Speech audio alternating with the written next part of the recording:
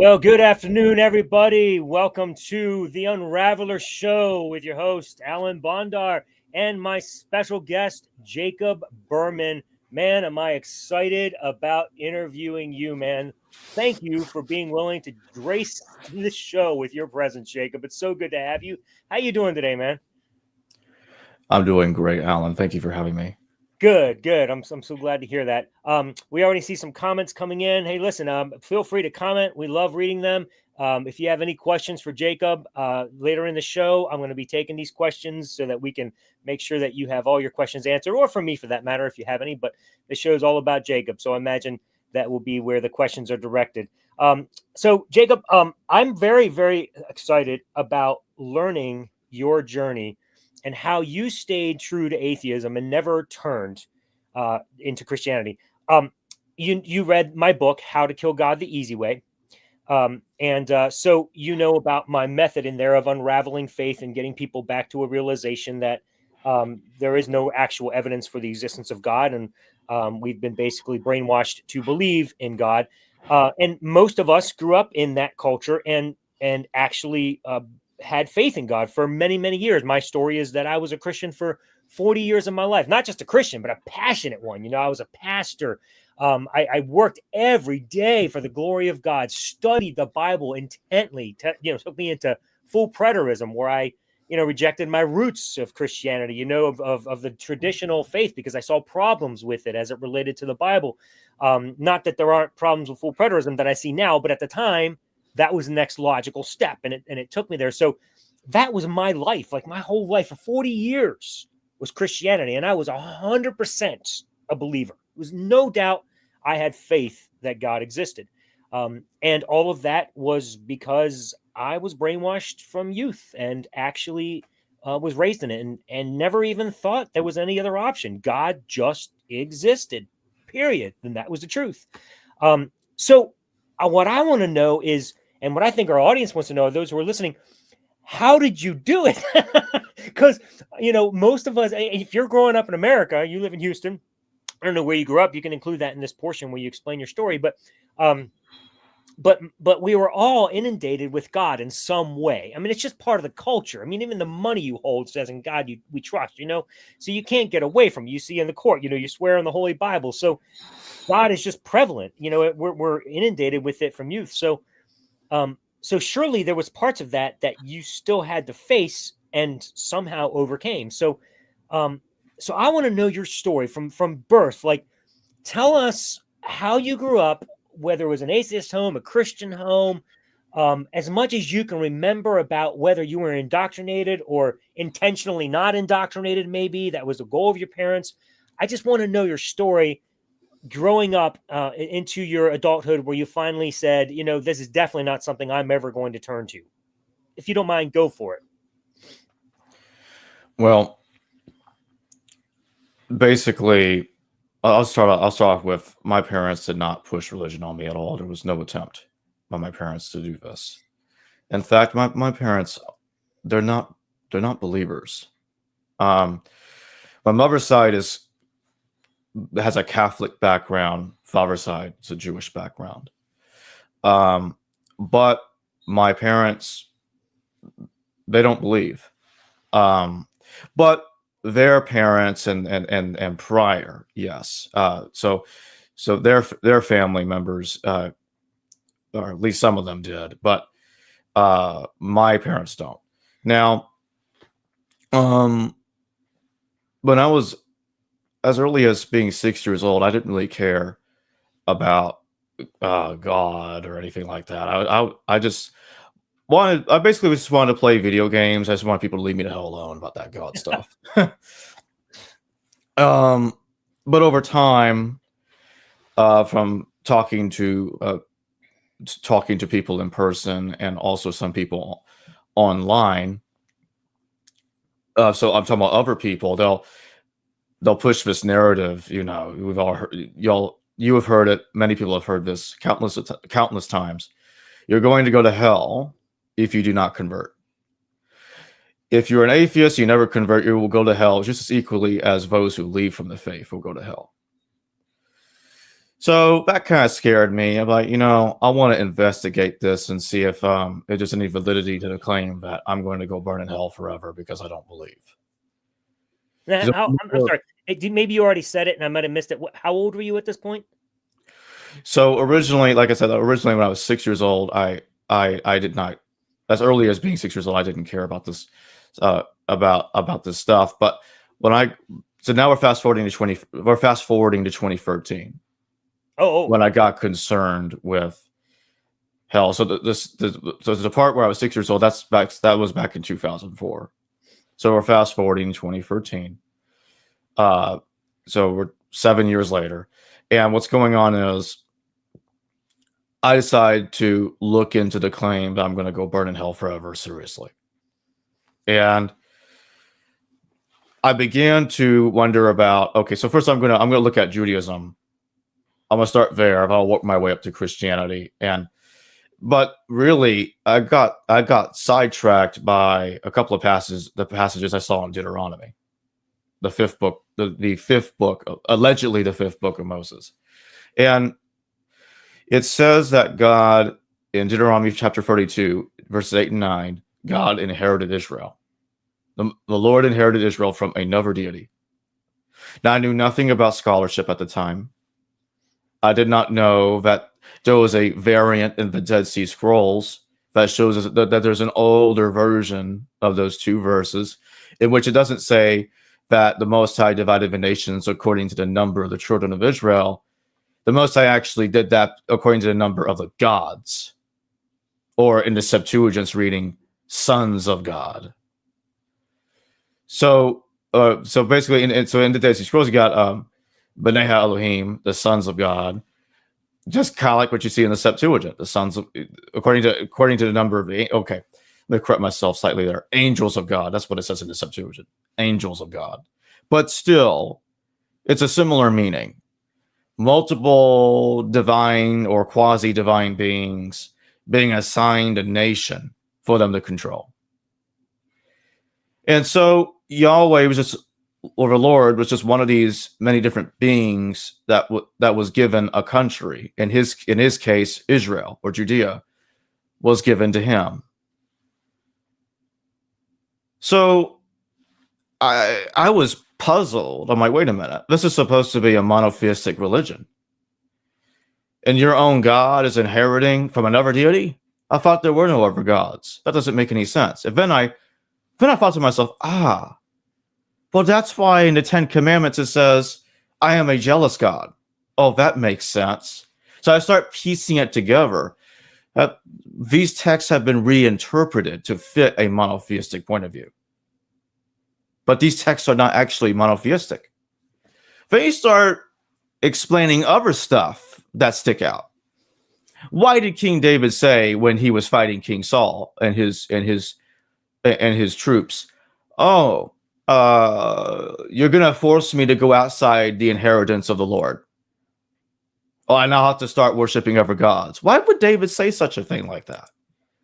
What about Naaman? I like to put it this way, mobile Israel. Naaman takes Judean earth and puts it in cartloads, puts it in carts. That's what I meant to say. He put it in carts. So that way he can walk on Judean earth in other people's lands to ensure that God will protect him wherever he goes. Mobile Israel, quite literally. Yeah, God, I'm going to make you protect me. I'm going to walk on Judean earth everywhere I go outside of Israel, so that way you have to protect me. Why did he do this? Why did he do that? If they were all the ancient Judeans really always thought there was only one God. That doesn't make any sense. That right there absolutely obliterated hell. That was gone, super gone. But then there was a second important fact. It's a fact that hell is not even in the Hebrew Bible to begin with. Oh, so God just failed to tell his chosen people. Right. I was laughing, like, come on. No. So you're telling me he waited until he got to the Christians, and now he tells them in Revelation, Right. "Oh, okay, the faithless will go to hell." Oh, I skipped telling the Judeans that I'm not going to tell the Jews. I'm going to tell you all this for some reason. Right. Really? Even though Get the out of threat here. was back there, right? Present. Right. That's ridiculous. Right. No, Right. absolutely not. So no, this is just laughable. No, there's no way. This is no way. This is ridiculous to me. And I was also very interested in looking at the Gnosticism as well around the same time, and also afterwards too for a little bit. But when I was trying to understand something about the way the Gnostics view God, it's like they're bringing in some of the older views and mixing it with a different interpretation of Christianity. Because in Gnosticism, they have a different view from Christianity. It's also similar to Marcion's view, that the God of the Old Testament is evil and that Jesus is the son of a different God. Now, that's interesting because I felt like the Gnostics, they figured it out in their own way. Oh, wait a minute. God did have a father, but you see, they can't let go of Jesus. They want to hold on to Jesus. That's the interesting thing about that. So what they do is like their excuse is, oh, we got it. We're gonna rescue Jesus from this situation by saying, okay, Jesus is the son of a different God. That's our way out. The God of the New Testament is a more merciful God than the God of the Old Testament. You see what they're doing? So that's how they rationalize it. But obviously it's nonsense. But that's how they're trying to rationalize it. Make Jesus conveniently the son of a different God. When it's quite clear that in the New Testament, they're just revising the theological viewpoints from the old one to fit their new interpretation while they're making Jesus the son of the God of, they're trying to make Jesus the son of God at the same time. Mm-hmm. So by that point, like I said, hell's out of the picture for me, really well out of the picture.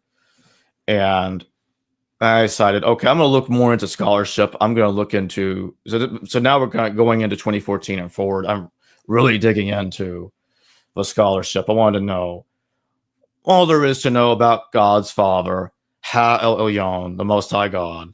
I want to know about him. I want to know about the Canaanites and what they're talking about with El. Where did the Canaanites get El from? So I wanted to know about Asherah or Athera, El's wife. I wanted to know about that. I wanted to know. I eventually came to find out. I came to find out about Not Yahoo through scholarship. Not Yahoo is Yahweh's wife in the Elephantine Papyri. A lot of people don't pay attention to that. So she's Yahweh's wife over there instead of Asherah. Because a lot of people like to say, oh, Asherah is Yahweh's wife. But you don't really hear people talk about Anat Yahoo as Yahweh's wife. That's another thing that should be brought up more often. Now, when you get to Christianity, so when you start getting the Gospels and all of that, there's an interesting situation there where Jesus is Lord. So what I'm saying is, okay, so they say Jesus is Lord, and Jesus says that the Jews are his people. Now, why is he putting it that way? Well, it's like he's emulating, to some extent, the God of the Old Testament. Because Jesus is kind of being juxtaposed over Yahweh. And Jesus becoming the Son of God or the Son of the Most High is very similar to how Jesus to how the Lord in the Old Testament is the Son of the Most High, or one of the sons of the Most High. So that's the point that I'm making there. Now, there are different ways that one can look at it, But to me, it looks like that Jesus is being made into an imitation or remade into an imitation in certain cases, as kind of like as a part of a continuity of some sorts of the God of the Old Testament. But not completely either, because there obviously are some differences. But what I wanted to do is just to get back to my journey. It's all what I was saying was related, of course, but I wanted to learn as much as I could from scholarship and to spread that information to an audience. So it eventually became a desire to start a YouTube channel by 2020. I did some videos in 2019 on a different YouTube channel, but I split it up and I created a new YouTube channel in 2020 that became History Valley. And I decided that, okay, I want the audience to learn as I learn, to grow in knowledge as I grow in knowledge. So how old were you when you started the channel then? I'm trying to follow the math of your age, but I'm not that quick. I would have been about 22. Okay, so at 13, you were a child prodigy that figured out all of this stuff about hell in the Old Testament, and then by 14 you wanted to know about God's wife and like stuff. So 2013 I was 15. Oh, was it 15? Okay. 14, 15 around there, and then, but yeah, that's mostly right. I mean, that was just about. That was when you challenged the condemnation that you were going to go to hell, right? That was right. Challenge for claim. All right, so 14, right. 15. Okay. So if I may go back before we go any further, let's go back there for just a moment, because I'm highly intrigued by this portion of the story.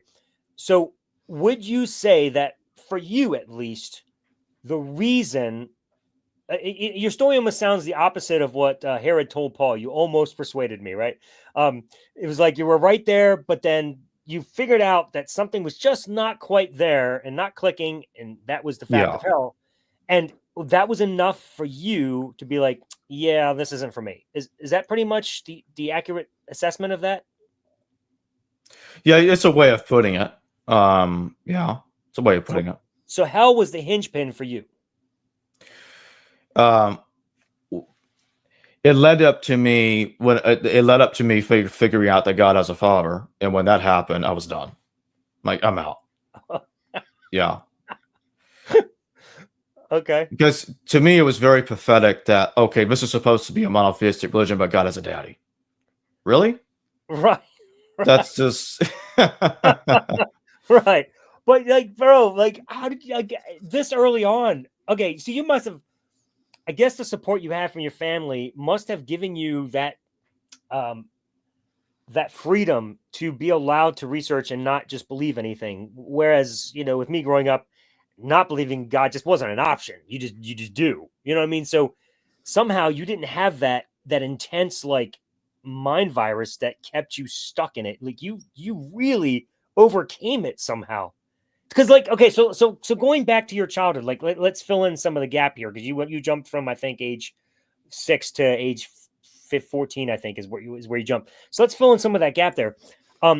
Were there times throughout your history that you can recall where you did in fact have some inundation of God in your life? Like I said, like even the dollar bills, seeing in God, did that have any impact on you? Seeing courts hold the Bible in, people's hand.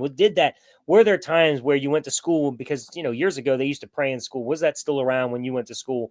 Did any of those types of things have an impact on you? And if not those, were there any that possibly, made you curious enough to say, hey, I wonder if? No, not really. When people did that around me, I just pretend to go along with it. If I just go about my business. So nothing. Yeah. So to you, it's just a thing people say. I just didn't really care. Unbelievable. That's amazing. Man, you're a lucky dude. Well, no, I didn't even call you lucky. Based on what I just heard, you're definitely a child prodigy. Like, you are just extremely intelligent. And the fact that you actually said, I'm going to study the Bible. It's pretty amazing that you saw it from a literary perspective and were able to stay free of all that brainwashing just by understanding it in a way that most of us don't get the opportunity to early on because we're just taught it. You studied it on your own. We were taught it. Huge difference, I would say. So that's pretty amazing. Like that's a cool difference there. So you got a lot of insight that I don't think a lot of Christians have from a young age. That's pretty amazing.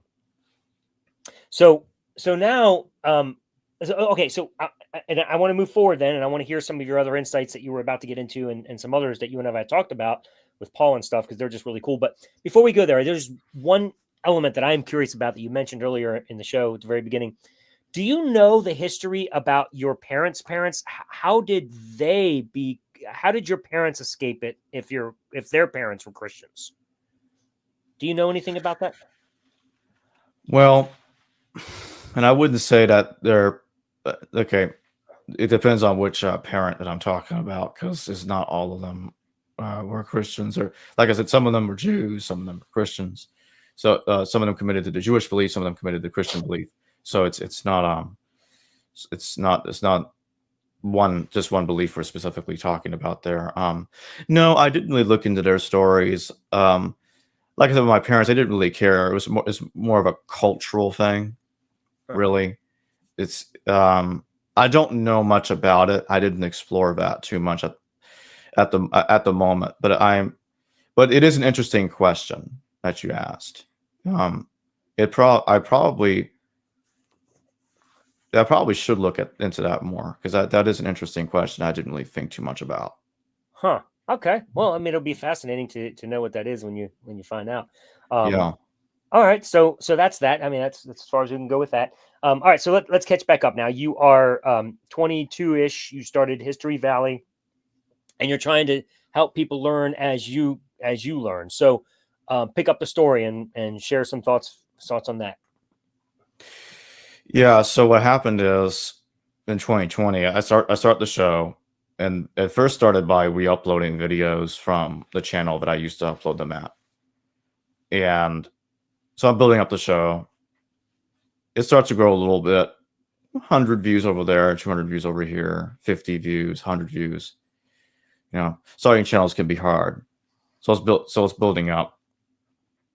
A forgotten thing that sometimes it just escapes me to mention it when I'm discussing this, but when I don't forget to mention it, the original name of History Valley was actually Religion 101, but I changed the name to History Valley. I think this was in early to mid 2021 when I changed the name, somewhere around there.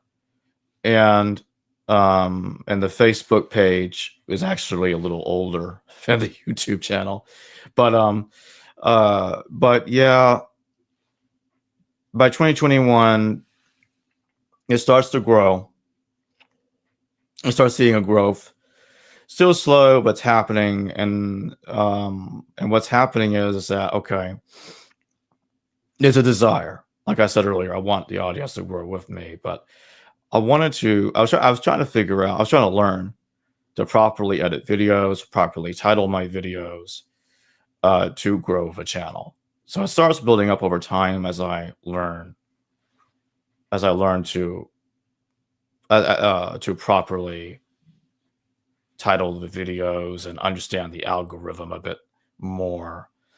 And so as my knowledge became a little bit more sophisticated, the channel's growth also accelerated with it, and eventually leading to where we are now. And eventually I had a desire to start not just discussing not just keep going on the discussion of the Abrahamic religions, but also to explore ancient European religions, ancient Indian religions like Hinduism and Native American religions.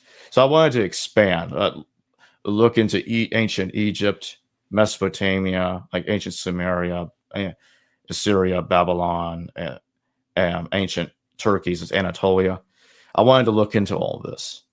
because I was already very familiar with all that, but I just didn't really discuss it too much. I wanted to bring more of a discussion into these other religions, to try to really expand and bring more different kinds of content to the channel, but within the realm of ancient history. So it's still ancient history, ancient religion, but we're just covering different parts of it that should be covered. Okay. Wow. You know? Go ahead. Sorry. No. I finished that part. Oh, I thought you were about to start something else. Okay, cool. All right, awesome. So that's really great. So that's History Valley, and that's what you're doing with that. And I think it's absolutely wonderful. Your show is incredibly informative, and I think a lot of people really love it. Obviously, so you and I recently had some dialogue about more understandings of the Bible. From my book, we were talking about the Josephus account of the Testimonium Flavianum, and the relationship of Paul in Rome, and I'm very interested, and I know the listeners will be very interested in hearing your takes on both of those subjects. In my book, I argue for the idea that the Testimonium Flavianum is not actually Josephus's, but was inserted later and or exaggerated upon, which is the extended version, and has no validity, for supporting, the validation of Jesus as the Messiah in any way, shape, or form. You had a slightly different take on that, also arriving at the same conclusion, but a very fascinating difference that I think would be fun to share. So why don't you do that? And then if you recall and you want to transition right into talking about your views on Paul, that would be great. Sure. So what I'm gonna say is that first, I recommend the research of Dr. Samuel Zinner and also Dr. Gary Goldberg in their defense of the complete authenticity of the Testimonium Flavianum. I think they do make great arguments, but what I will say about Gary is I don't find the part of his argument that I don't find convincing is the idea that Josephus knew of a text that's similar to Luke, to the Gospel of Luke, to explain the Testimonium. So in this case, he's suggesting that the road to Emmaus was being quoted by Josephus in the Testimonium Flavianum, but a paraphrase of the Testimonium. The Testimonium is a paraphrase of the road to Emmaus. I mean, that could be, it's possible, could be true. I just don't think it's because he used a text that's similar to Luke to get that information. I do think Josephus was nonetheless familiar with Christians, making Josephus not an independent source. So to me, it's the same difference, because even if one says it says an interpolation later, then it still makes Josephus not evidence for a historical Jesus in either case. The only difference, I suppose, is that Josephus would be attesting to his own knowledge of Christians in his time. But the curious thing is that when you look at the Testimonium, why does Josephus say Jesus was the Christ? Now, there's no way a first century Jewish historian could have written was the Christ. Don't really think we're thinking that through there. Why did he say was the Christ? Was is a past tense. Was. Why did he say was? That's odd. Why didn't he say esteem? Is. Why didn't he say that? So, if he had said that, okay, I admit that'd be a little more strange. A lot more strange. But he doesn't. And then you have this other argument. And, I found interesting, but the more I thought about it, the more I arrived to the conclusion that it's ridiculous. That is, it's an argument that some make that, well, Origen of Alexandria was confused. He didn't really cite Josephus. Now, here's something that I think some critics of the theory should point out. That's, in my opinion, isn't being articulated very well, and that is, here's why I think the argument is false that Origen was confused, and then somebody else decided to insert something into Josephus from Origen's confusion, and then not making it line up with what Origen misquoted. You'll see why I think that sounds ridiculous the more I explain it to you and your audience. So the argument is this: Origen doesn't tell you exactly what the James passage is in Josephus, but he knows. But he says he knows about 20 books of the Antiquities. He made that crystal clear. Did he really have to point out exactly where it is? And then it says, oh, but Origen doesn't say. Okay. Josephus doesn't say that the death of James caused the Jewish war. Origen says Josephus said that, but Origen's wrong. Therefore, the text wasn't in Josephus. But people can misquote stuff all the time.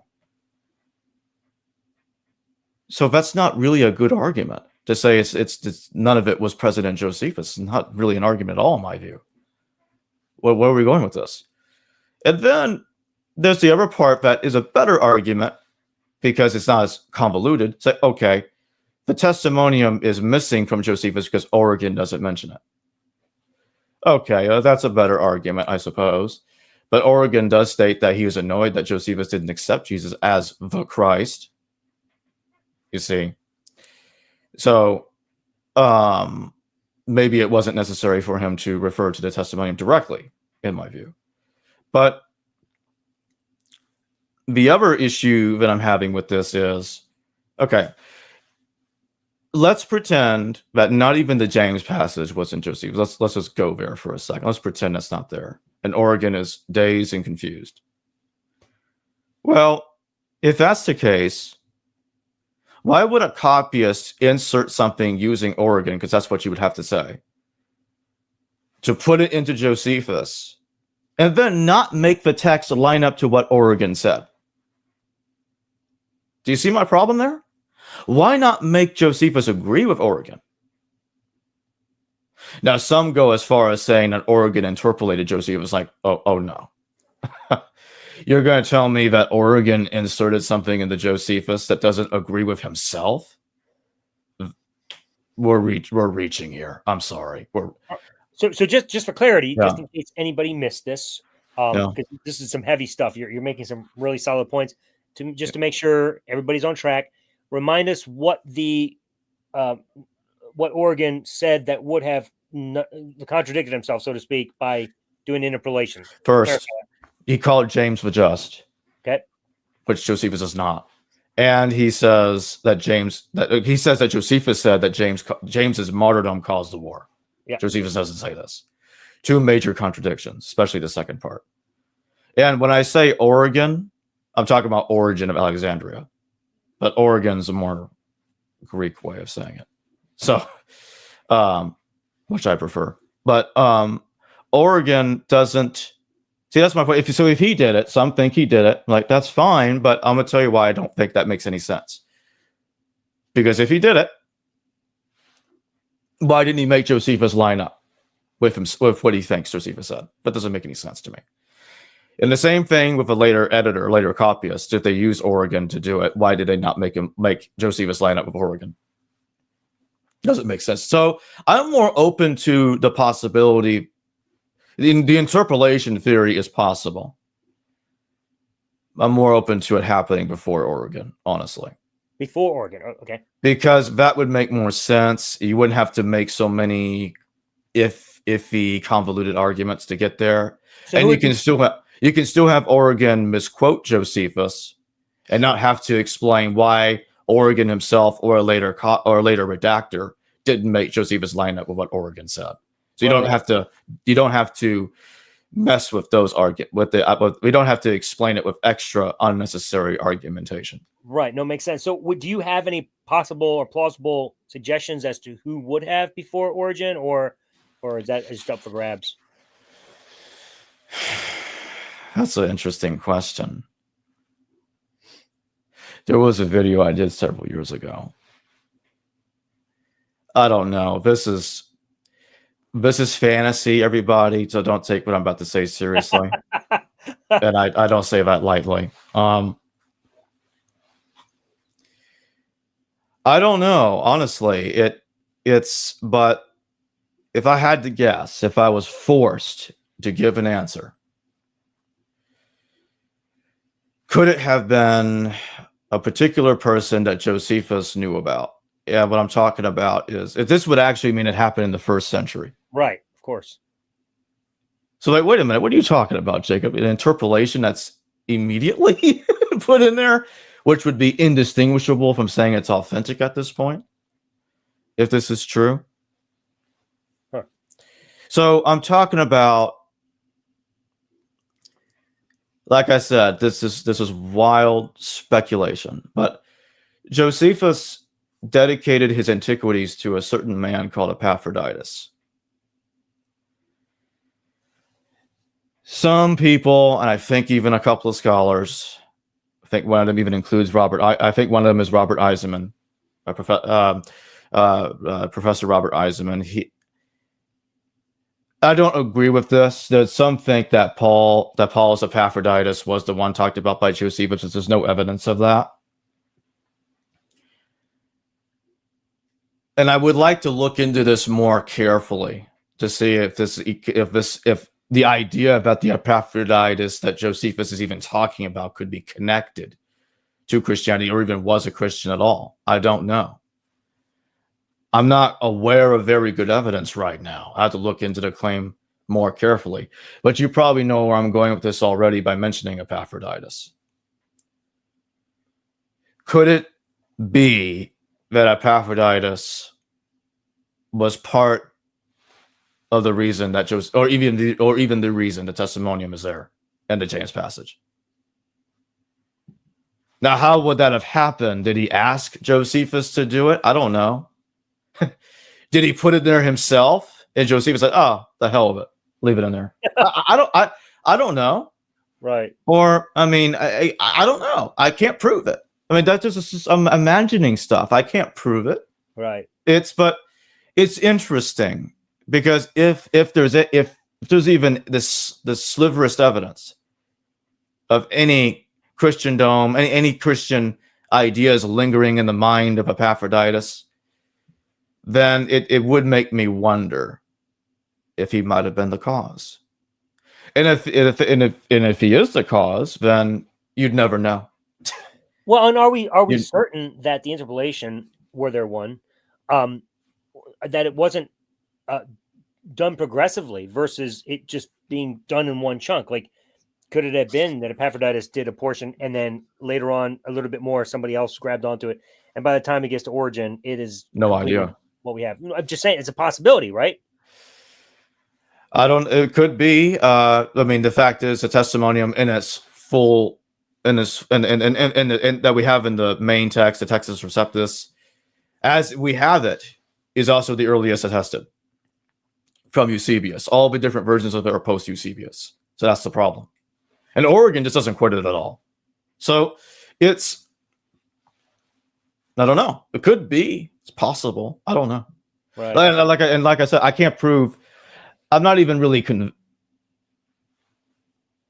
I'm not even completely convinced Epaphroditus did it, because the evidence isn't good. It's not really there. It's just it's fantasy. I don't know. It's all speculation. No, I mean the whole thing is speculation. And it's just and even if it was recorded originally by Josephus, even in the hypothetical situation that he did it 100% and we know it, that does not in any way, shape, or form validate the legendary Jesus, because even if he would have recorded that, it would have been based on the testimony of people that were not contemporaries of Jesus. So what we have is non-contemporaries, at least a minimum of a generation later, recalling recalling stories that have become fish stories essentially in their mind, reconsolidated memory. I talk about that in my book. So, when you're writing accounts about something that are based on reconsolidated memory of people generation or more later, goodness, dude, you know as well as I do, I can barely remember what I wore yesterday, much less be accurate completely about everything I remember from 40 years ago. So surely the stories exaggerated over the years, and whatever Josephus would have heard by then would not have been accurate, at least not 100%. There's no way. And what's interesting, and by the way, anybody who's listening right now or watching, and you're still in this show saying, I can't wait to get past this Testimonium Flavianum because I have no clue what the hell they're talking about. Wait, I apologize. This is actually a section from one of Josephus's works. And if you're wondering who Josephus was, he was a Jewish historian that worked for Rome and recorded the Jewish wars that took place in the first century leading up to the destruction of Jerusalem. So that's the long and short of what we're talking about. And there's this little section in there where there's a hotly debated passage where Josephus may or may not have referred to Jesus as the Messiah. And so that's what we're discussing, whether it was interpolated, whether it was added to, whether Josephus originally said it, whether it was never there at all or shouldn't be there. There's so many different possibilities. Yeah, Nobody really knows. Scholars are highly debating about it. Nobody, the ones who study this stuff the most are like, we don't know. So it's just a lot of complication about it. But the highest seems that the majority lends itself to saying this was not written by Josephus, but that doesn't always make it right. Just majority is not always accurate. The majority say it's partially written by Josephus. Partially, right. The smaller version, right. And I would agree with that. Not that my opinion matters. Just my basic research shows that that's the majority view, and it seems to be accurate, at least according to my opinion. But your view presents suggestive difficulties to that. So, either way you look at it, my argument stands one way or another. Neither one of them validates Jesus as the legendary Messiah that rose from the dead and went to heaven. That's just not in any way, shape, or form supported by the work of Josephus. So that's the cool part about it. We're not debating whether or not it proves it. We're debating which way it disproves it. That's essentially what it comes down to. Now, there was another figure in that time when Josephus was writing the Testimonium Flavianum, whether he did or didn't, but during that time that the works were being written, that plays into this. And we briefly talked about it. And I don't think you mentioned it during your talk here. And if you did, I missed it and I apologize. You can say you did, and we can move on. But it's Vespasian. Vespasian, of course, was sent by Nero to finish the job and destroy Rome. And then, of course, the whole story went back, and then Titus has finished the job. But anyway, Josephus refers in another section to Vespasian as the Messiah, right? The ruler who has come to do the job. The ruler who was foretold to rule. Correct, right? And they would have clearly understood that as the Messiah. That's right, same connection there. So if Josephus, my take was if Josephus is mentioning Vespasian as that Messiah, then he clearly couldn't have contradicted himself and said it was Jesus that was the Messiah in the present tense. And that was where you brought that up. Yeah. So go ahead and explain that. Right. So Vespasian wasn't a has-been. You see my point? Mm-hmm. Jesus is the has-been. That's what pissed off Oregon, in my opinion. But what do you mean Jesus has-been? He's not a was, he's an is. Even after death, he rose. What do you mean he's a was? So that's what pissed Oregon off, in my view. He's not a was. The James passage, you get the same impression. Legomeno Christo, so called Christ. Well, what do you mean he's called Christ? He is the Christ, Josephus. So Oregon was annoyed. That's the way I interpret it. He was annoyed by the kind of language Josephus used. He was happy, and also that Josephus did talk about it. He was happy. He talked about James, brother of Jesus. At least that's the way he interpreted the passage. But he just wasn't happy that Josephus didn't talk about Jesus being the Christ the way he wanted him to talk about it. So that was Oregon's problem, I would say. Right. No, makes sense. Well, my biggest beef with the Josephus portion of Jesus and him actually writing that text is the longer version, is that Josephus in no way, shape, or form is thought to have actually become a believer. Even his own autobiography, which was written later, it never even mentions Jesus. Now, if Josephus is a believer, right? I mean, if he's a Christian, if he's a follower of the way, he's certainly going to mention this Messiah again in his later works. He's obviously going, but he never mentioned. He never converts. Wise scholarship admits Josephus never becomes a Christian. So if that's the case, then in no way, shape, or form would Josephus have referred to Jesus as the Messiah definitively and not converted. Like there's no way you can believe Jesus was the Messiah and rose from the dead, which is in the Testimonium Flavianum. You can't believe those things, record them as though they're true, and not believe them. That would be ridiculous. Nobody claims this is true and then doesn't believe it. So he obviously never believed it. So why would he have said it? That's my biggest concern with it. Another possibility is, I'm not convinced he is a believer, but it's not really. Is it possible for us to really know he never converted? Let's think about. Let me think about. Let me. This is another possibility that I don't think we can dismiss. Is how do we know he didn't briefly convert? Well, and then he abandoned it. Yeah, I mean, I guess that's possible, but that would go. That would be in complete conflict with true Christianity, right? That once a believer, always a believer, right? Yeah, and he could be he was lazy. He didn't want to remove it from the text after he put it in there. Just left it in there. I don't know. I mean, could true. Be. I don't know. I don't believe this. I don't believe that's the way it happened. But it's just another possibility. Yeah, can't prove it. No, can never know if it's true. You're right. But it's. I mean, he could have became one for a day and said, I changed my mind. I mean, it's questionable. That's questionable. It is highly questionable, but I don't know. I mean, because you got to remember. I mean, Josephus. I mean, it's not like he wasn't under trial and being very cautious, because you got the whole theory that that apologists try to present. The whole silence proves that Jesus was the Messiah because they didn't want to get in trouble. So that's the reason that there was no external resources written about this resurrection or whatever. So if you're going to use the silence argument, then you got to question, well, why did Josephus mention it at all? If I were to weigh the possibilities, I think Josephus becoming one for a day or a little bit is highly implausible. It would, if I had to pick between which fantasy I'm going to go with, fantastical theory, it might be a little less fantastical that Epaphroditus was involved, and why that's in Josephus versus, Josephus became one for a day or two and then dropped out. Like, never mind. So and you're right. It's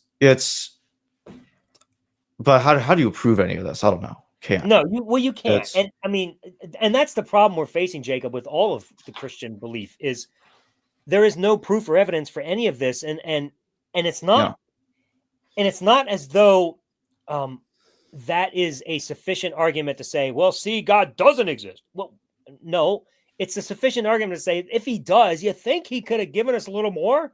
You think he could have done something that could have stood the test of time to give us some more valid data, some valid evidence? Maybe a table made by Jesus and Joseph that he signed, that we could actually buy on eBay and be like, hey, there's nothing. There's nothing. It's just so.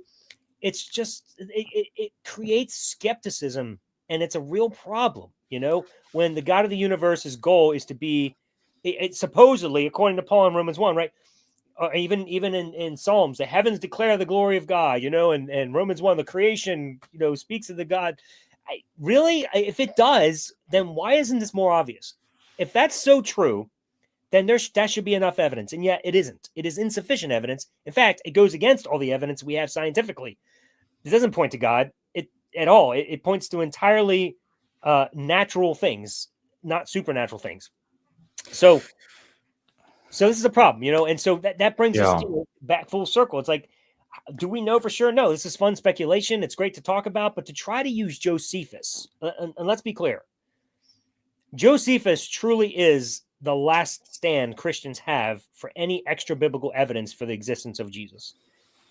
And it is so far-fetched as evidence. It is sad that is all they have. Yeah, it's not good. It's not good. It's not good at all. Yeah. And the next one is the Shroud of Turin, which is just laughable. Hey, you want to talk about that? Why not? We're here. Go for it. Yeah, let's talk about it. Yeah, I had Professor Nicholas Peter Lee Allen on, and we did a whole show about the Shroud of Turin. And he conclusively, and I mean conclusively, shows that camera obscura was the method to create the Shroud of Turin. He reproduced it. I think it was people from CNN that went over there to go interview him in person to talk about his research. Yeah, I mean the guy shows it plainly. He produced examples of him doing it himself, and his images look like the shroud. Jeez. So it was camera obscura. Yeah, they did have lenses in the ancient world for thousands of years. They actually existed back then. People don't think about this. Yeah. That's why there's photo negative evidence on there. That's the real reason. Camera obscura. It is a photo. Yes, it is. Just not a sophisticated one, but it is. Not sophisticated in terms of modern standards, of course. But that's why there's a front and there's a back. That's why the evidence is the way it is. That's why it looks so strange. That's why that guy in the, I can't remember if he lived in the 19th or 20th century, but there was an individual that freaked out when he noticed the shroud looked different in some kind of way on a photograph. That's it. It looked different when he took a photo. I believe that's what it was. And he panicked. And that's what started the whole shroud. Like, this is amazing, man. And like I said, I'm not remembering all the details, but ever since that happened, that started the whole shroud controversy. Yeah, it's pretty crazy. I've read plenty of stuff too, and I'm just the ones that come at it saying, "Oh, well, this is definitely proof of the existence." How about this, Alan? Excuse me if I interrupted you, but no, you're fine. How about Bishop Pierre Darcy's? As early as the 14th century, I believe, Pierre Darcy's is already telling people, "Hey, we found the guy that faked the shroud." People don't realize it. They have a. This is a bishop. They have a. He wrote down they found and convicted the fraudster that created the shroud. I know. It's crazy. I know. I have that in my book. It's just mind blowing. Yeah. But apparently he was just lying. That's convenient. He would have no reason to lie. Why? That would actually be bad for the church. That would. Yeah. He'd be benefiting from that. That makes no sense. He would have actually been more of a hero if he validated it, not said what he said. That makes no sense at all. Absolutely crazy. I'm making a list here of things, sources and stuff that you've referenced in this show, because I'm going to message you right after the show, and if you could send them to me, because I want to add it to the video, because I know people are going to want. So far you've referenced 2 books near the beginning of the episode, so you'll send those to me. The Shroud episode that you did with your friend, that would be powerful. I think people want to link to that. So that's good. Sure. Also, if anybody's interested, when we're done, Jacob interviewed me about How to Kill God the Easy Way, the book that I wrote.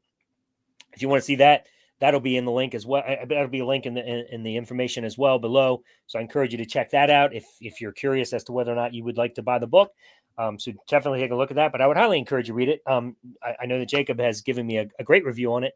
And according to ChatGPT, which isn't necessarily the scholar of the world, but apparently it is a much needed book, and it's very unique and different from any other book has been written against Christianity. It is entirely about removing the brainwashing and helping you see that you were trapped in a mind virus. So it isn't just about destroying all the views of Christianity. It's fairly unique. So I encourage you to grab that if you're interested. So anyway, so that's that. I don't know if there was any other things you mentioned so far, but as we go through, I just want you to know that if I look down, that's because I'm typing notes for us. All right, so let's so that enough of that. There's not much more we can do with that. I thought that was brilliantly explained. So let's go back a little bit. I mentioned your views on Paul and you connected the road to Damascus with the Josephus. Yeah. So now you can transition, and let's get your theories on Paul, because all right, everybody, sit down, get your coffee, popcorn, whatever you need, because this is about to get cool. All right. This is a radical theory. This is by far not the view of the consensus of scholars, but some scholars do believe it. Even Catholic apologist Dr. Taylor Marshall believes this. Okay? He wrote an article, I think it's called 7 or 10 Reasons Why Paul is Related to Herod. I can't remember the exact title. But Professor Robert Eisman believes this as well. Then there's a couple other scholars out there that believe this as well. It says not many scholars believe this, but a few believe this. And there's another one I interviewed recently, Professor Matthew Clark. He also believes Paul is a Herodian. I recorded with him on the Gospel of Thomas, but we're going to be the next time I record with him, we're going to be talking about Paul being a Herodian. Now, and there's a couple more out there. But in any case, I look at Josephus. There's this story about Thessalius, King Aretas IV's daughter. I might be mispronouncing her name. But what happened is Aretas was insulted when Herod Antipas, the tetrarch, divorced her because he wanted to marry his own niece, Herodias. That sent Aretas into a flying rage. And what happens is by around 36 or 37 CE, but it's happening in those years, he's going after the Herodians. And he wants revenge. He's sending an army down there. He's just slaughtering every soldier under that's loyal to Antipas. And what's happening is that Antipas is needs Rome's help. He's begging them to send an army to help him out. He's losing. And what happened is, when you look in 2 Corinthians, there's a curious little passage there where Paul is fleeing from King Aretas. Why? What does Aretas need to bother with a non-important man called Paul running around in Damascus? Christianity isn't even called Christianity yet. Paul never uses the word Christian in any of his authentic letters, or even in the pseudo-Pauline letters that are not written by him. The later secondary Pauline text. So why is King Aretas need to bother with this man? I wonder why. But there's a little passage in Romans 16 that's interesting. Somebody said, Paul was a Benjamite? Yes, he says that in Philippians, but in Romans 16:11, he also says he's a Herodian. Now, what does that mean? I'm a kinsman to Herodiana. That's what Paul says.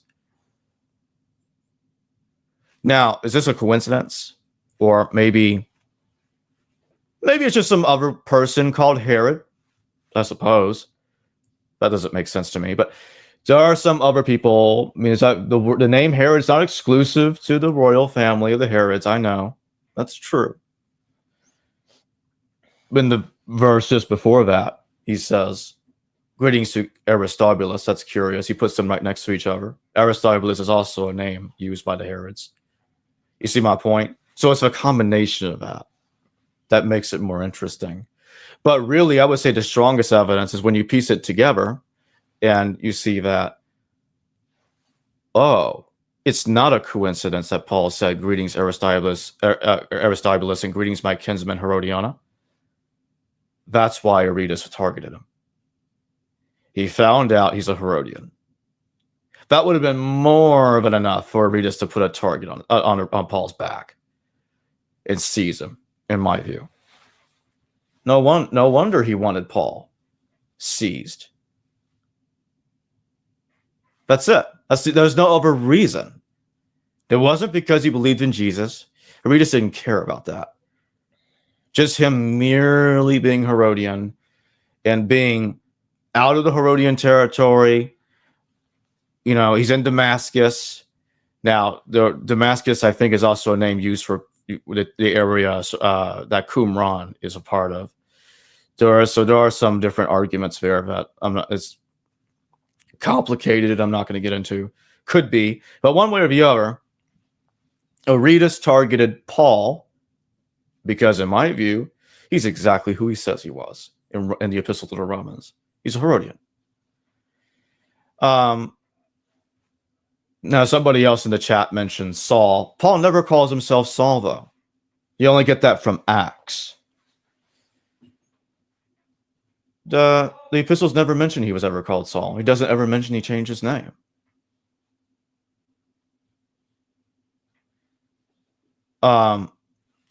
Somebody asked in the chat, actually as a response to somebody else, but not addressing me.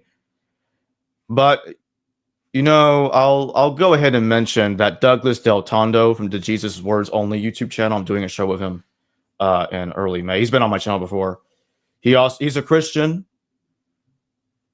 He's also a scholar. He knows Greek and Latin. So he believes that Paul is a Herodian. He's a Christian, and he hates Paul massively. and he thinks that Paul is a Herodian. He rejects Paul. So just to clarify the question that came through and your response, that only in Acts is Paul said to change his name from Saul to Paul. Is this one of the places where you would say that shows a dilemma that we have with the scriptures because it was added later?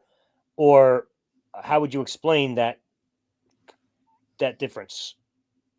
Wait, where Acts mentions it, but it's not mentioned anywhere else. I think Acts is fiction, and I wouldn't even use it as evidence, even if it supported my argument. Can you explain that a little more? That's wow. I think you just opened up a can of worms, bro. A lot of scholars think Acts is fiction. That's not new. Just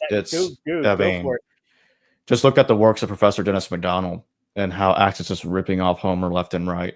I don't have the examples in front of me, but he rips it. It's just ripping it off left and right. And there's also Dr. Michael Kokenosh. I believe that's Dennis MacDonald's student, one of his students, if I remember correctly. But he says that Saul is a fictive literary invention in Acts, borrowing from the King Saul in the Old Testament. But I think he's right. But I think it's going more. I think he's actually. I'll go further than that.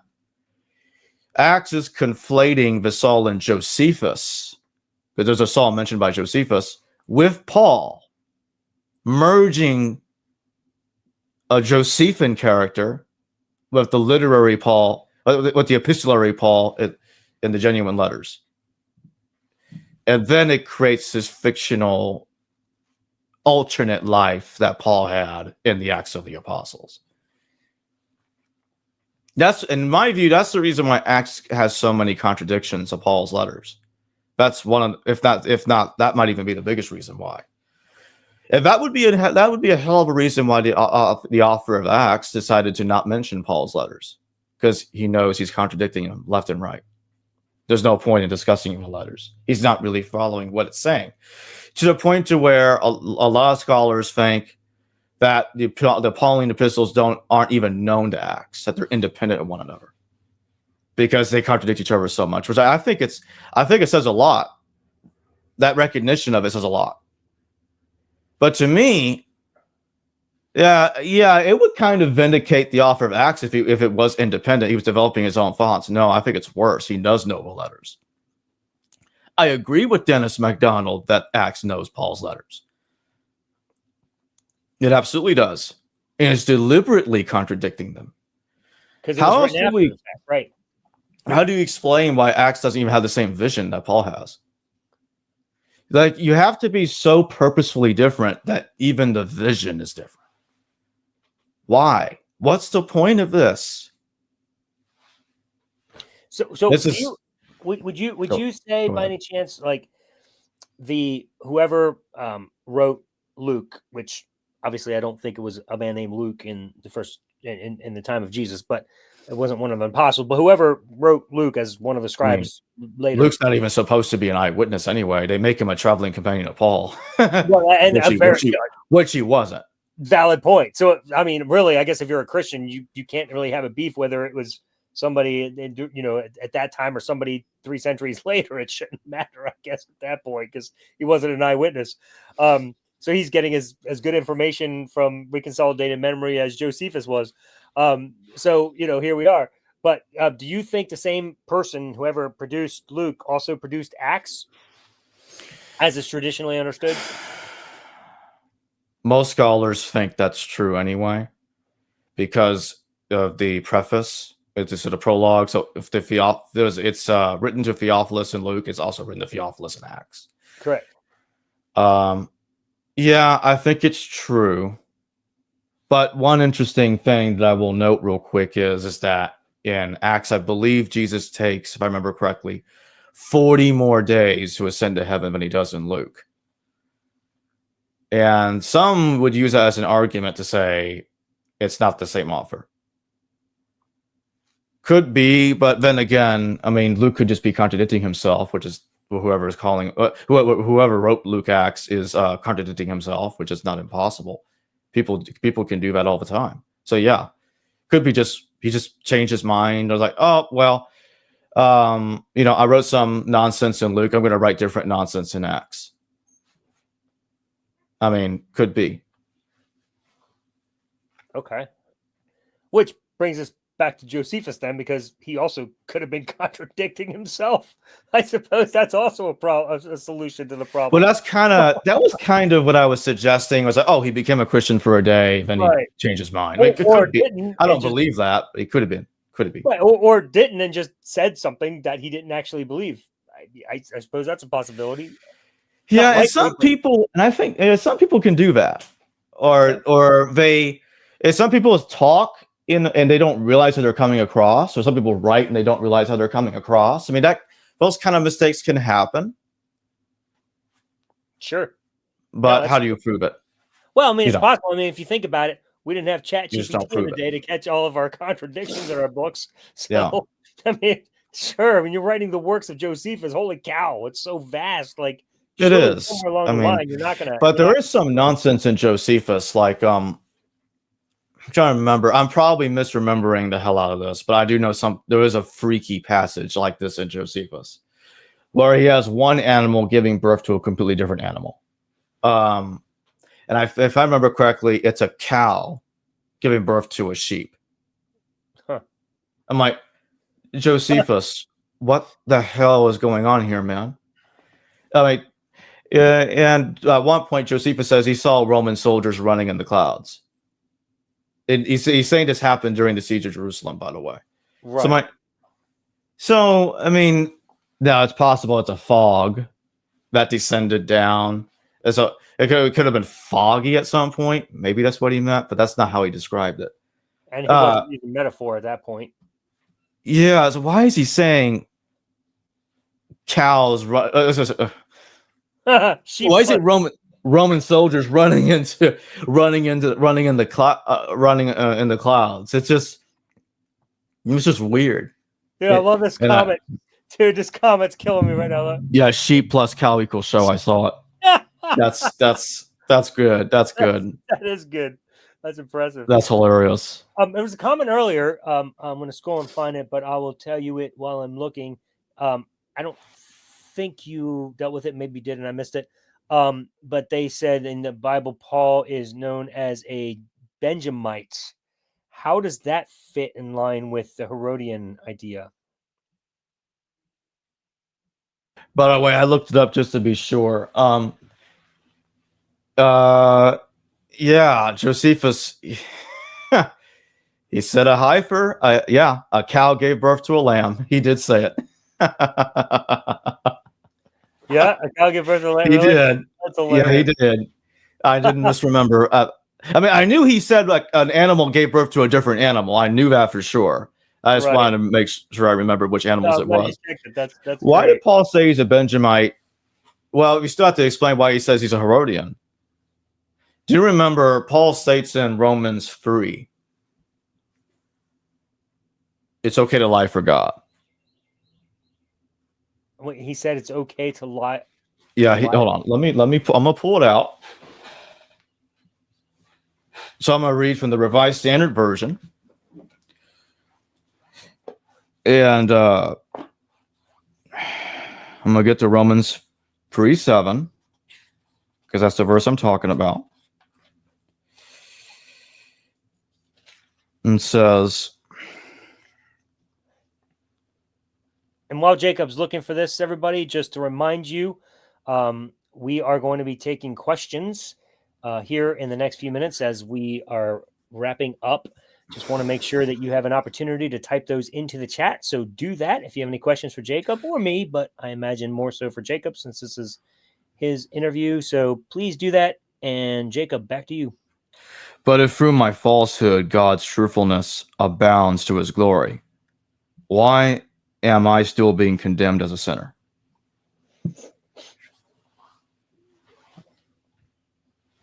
Read it one more time for us. And now that you closed it.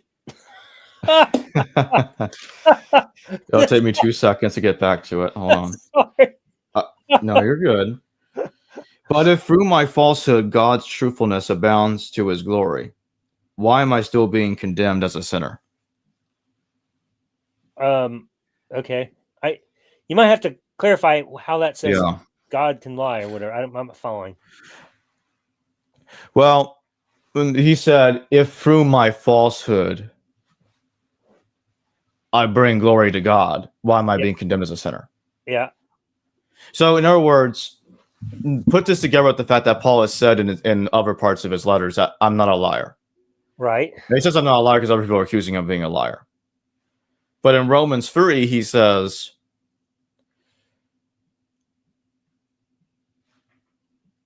it's okay for me to spread falsehood as long as I bring glory to God. I should not be condemned for it because I brought glory to God. So my falsehood is okay. You see my point? So if spreading falsehood is okay, as long as it brings glory to God, then he should not be condemned for it. That's at least how I look at it. Okay. Fair enough. Fair enough. All right. So that is your take on that. That works. The Benjamite thing, did you actually answer that? I can't remember. Oh yeah, I was getting to that. I mean, it could be that he had either he has ancestry to a Benjamite, which is possible, or he's lying to compare himself to King Saul in the Old Testament because he's persecuting the followers of Jesus, and so he's like, because in Romans in Romans 1, Paul says that Jesus is the son of David. You see where I'm going to this? Oh, okay, so if Jesus is like David of the first century, and I persecuted his followers, therefore I'm a Benjamite like King Saul, who was a Benjamite going after David. So that could be what Paul is doing there. He's kind of paralleling himself to the Saul of the Old Testament, and that's why I brought up that Paul defends his falsehood. He defends his falsehood. He justifies his falsehood. So that's what I'm saying. That I know some will say that I'm misreading the text. I'm not. Robert Eisenman solved this. There are other scholars that have noticed this, that Paul is justifying spreading falsehood. Now, if falsehood is okay, even if it's by accident, then lying is okay. That's the point that I'm making. And so he could be lying about his connection to Benjamin. He could be. I don't know. Or it could be that he actually does have both Herodian and Benjamite ancestry. That's not impossible. I don't know. But the other thing he says in Galatians, there's another passage in Galatians.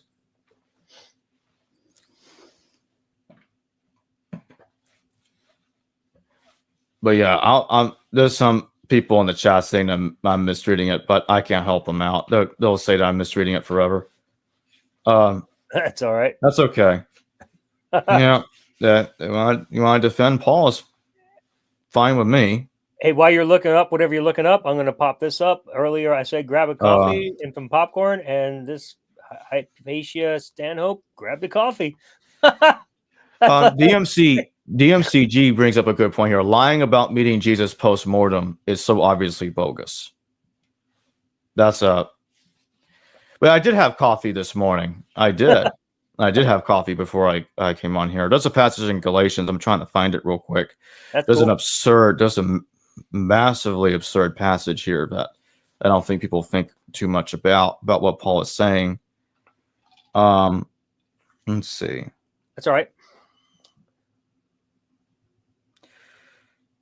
Yeah, I just can't remember where it is. I think it might be in Galatians 1 or 2. Let's see. No worries. While Jacob is looking that up, take your time, Jacob. Don't need to be staring at you while you're searching. No big deal. As he's finding that, hey, listen, if you are watching Jacob on the Unraveler show right now, and which I really appreciate you being here, why don't you take a minute, either now or after the show, go to my channel, subscribe. I would really appreciate it. It would be awesome. Could use the help getting some subscribers. I'm really producing some really awesome stuff. So I've got some debates going on right now. I'm debating a Christian named William Vincent on a weekly basis. It's been a lot of fun. We're going through his book that he wrote called The 10 Myths of Atheism. It's been a blast just dealing with that. So I encourage you to do that. Next Sunday, I'm going to be starting a whole nother show called Welch or Bondar versus Welch, another Christian named Rick Welch, who argues from a experiential perspective that he believes you can know God, by experience. So we're going to be debating that. So anyway, go subscribe, and I encourage you to be a part of this. It's been a lot of fun. So I'd really appreciate it, and it's been great having you. So thank you for being a part of this show today. Jacob, you ready? Yeah, there's a strange passage in Galatians 1 where he says, "You have heard, no doubt, of my earlier life in Judaism." I'm reading from the New Revised Standard Version, updated edition. "You have heard, no doubt, of my earlier life in Judaism. I was violently persecuting the Church of God and was trying to destroy it. I advanced in Judaism beyond many among my people of the same age. For I was far more zealous for the traditions of my ancestors. But when the one who had set me apart before I was born and called me through his grace was pleased to reveal his Son to me, so I might proclaim him among the Gentiles." Now, here's what I think Paul could be implying here. Because let me see if I can.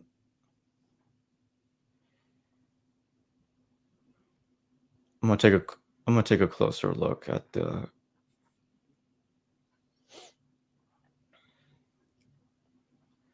Because now I'm gonna look at Galatians 1:16. That's the key passage I'm gonna look at. All right. While you're looking at that, everybody, Jail says Jesus would like and subscribe.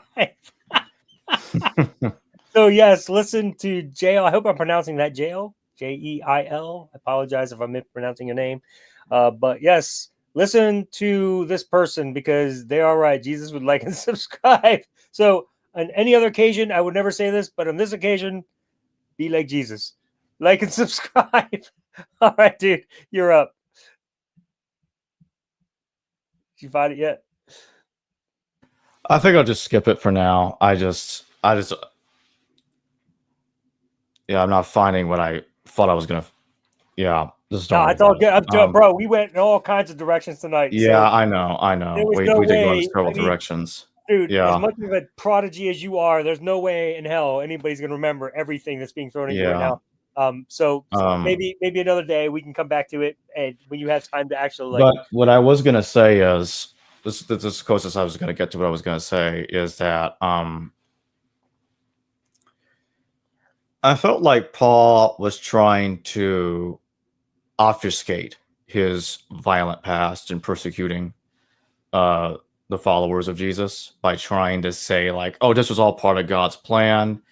He was planning for this to happen before I was even born. This is the way he was phrasing it. He was trying to make it look like that God had chosen him before he was even born. That's the point that I was going to make there. That's it. I wasn't phrasing it right in my mind. But I was like, yeah, that's what he was going to do. And it's absurd to me because I'm like, okay, I'm going to tell people that I converted recently, but I'm going to make it seem like I had contact with God before I was even born. Or while it's just absurd to me how Paul is trying to get around this. Yeah. Yeah, try to say, oh, all of that was justified because I had divine contact before I was even born. Just get out of here. That's nonsense. Right. That's the point I was going to make.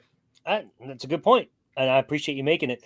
And yes, I can tell you firsthand how hard it is when somebody throws something at you. You're not prepared to answer. So, Jacob, you are an all-star. So, thank you so much for clarifying that. Nobody can expect anybody to have the ability to pull up any reference at the drop of a hat.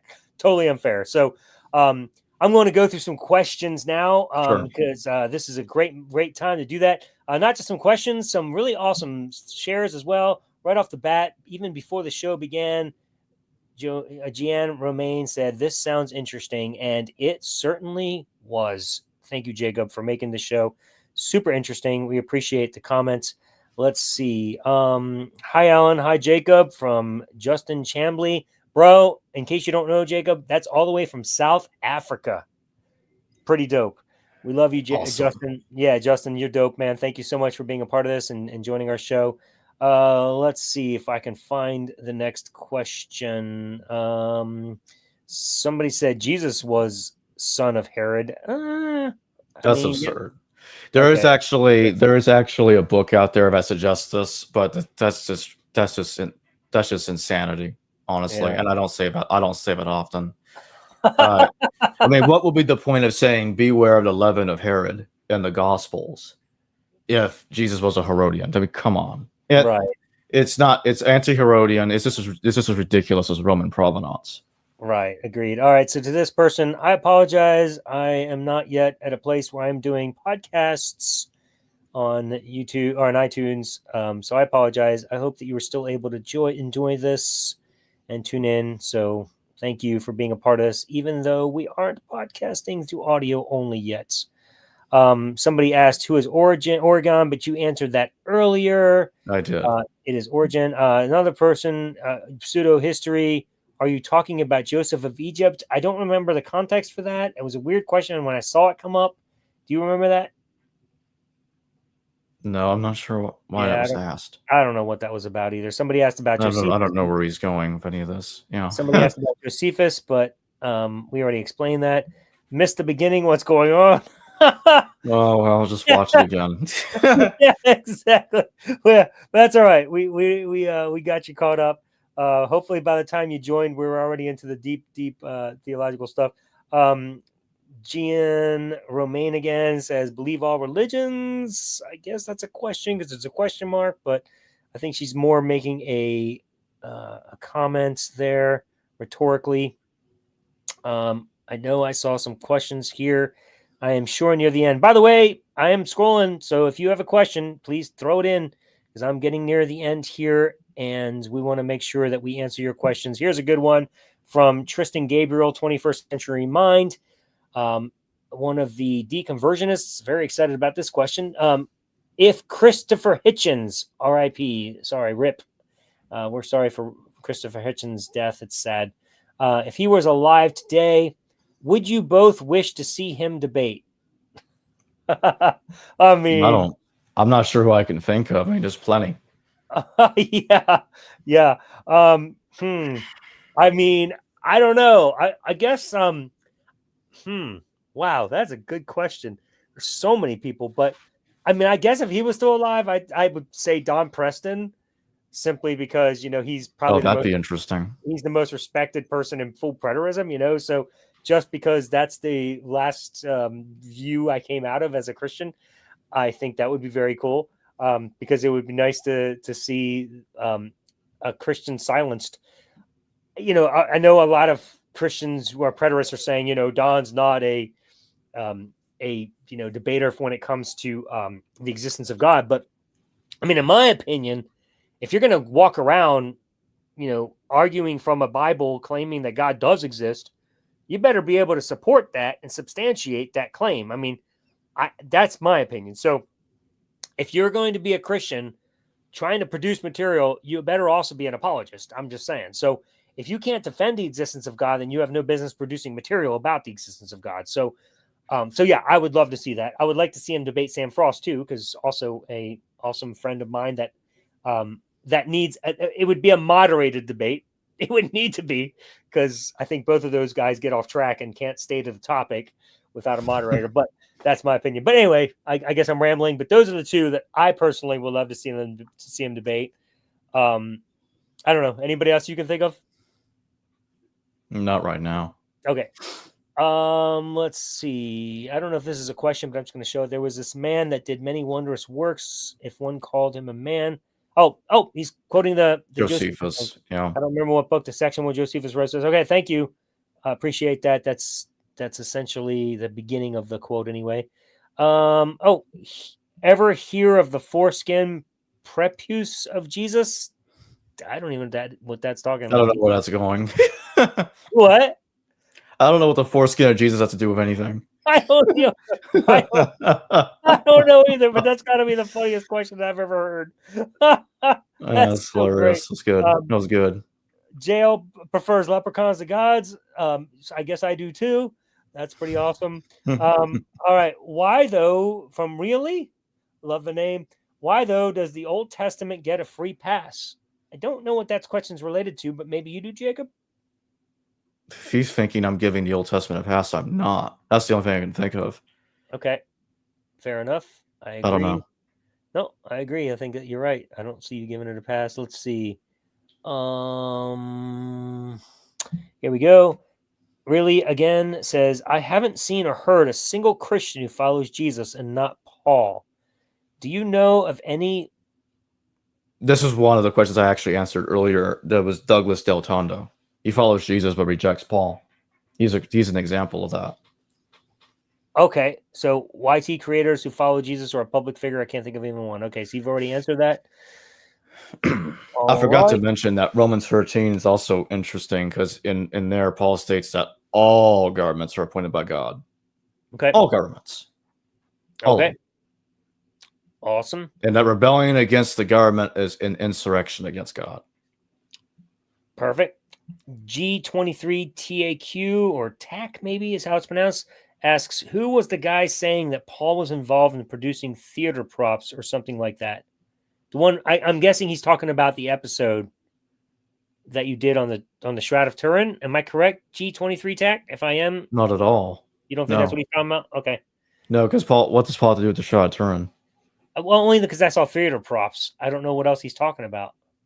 No idea. The guy saying that Paul was involved in producing theater props? Do you it could have been. It could have been the video I did with Mandy Morhall about the. I think he thinks the Gospels is some kind of like theatrical play, but he doesn't think But he thinks Jesus and Paul didn't exist. Okay. All right. Well, I wish we knew the specific reference to this question. I apologize if we did not answer. No idea. Here's a great comment. Paul is the reason there are currently 49,000 different Christian denominations globally. Love that. True. He didn't help, that's for sure. It didn't help. All right. This isn't a question, a comment, but I thought it'd be fun for you to comment against. God gave Paul a mission. What do you think? Prove God exists. Yes. And then we got to prove the second claim that he gave Paul that mission. Good luck with that. Exactly. Totally agree. Let's see. Questions.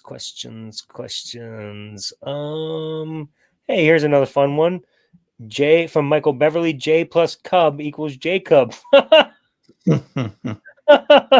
All right, Jacob, answer this question. This is a good one. What page is Romans 11:32 on? You answered your own question. I don't know what else to tell you. Great. JL asks, I missed most of the show. I was just wondering if either or both of you are mythicists. You want to go first? I'm a historicist. Ah, interesting. I guess I wouldn't call myself a historicist, but to answer your question specifically, I am not a mythicist. I do believe Jesus was a legend, but I'm not a mythicist. They are slightly different. But no, I mean, mythicist as far as, okay, maybe you're asking about the Bible, then yes, I would say the Bible is a myth. It's a mythology of Israel. So I would answer.